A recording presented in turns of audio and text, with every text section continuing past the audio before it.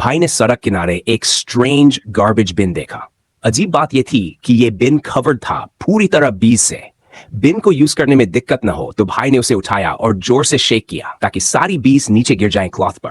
रखा एक empty box और भाई का प्लान सिंपल था, बीज को इस बॉक्स में गाइड करना ताकि गार्बेज बिन सेफ रहे। अब सबसे ट्रिकी पार्ट, बीज में से उन्होंने ढूंढ निकाला क्वीन बी।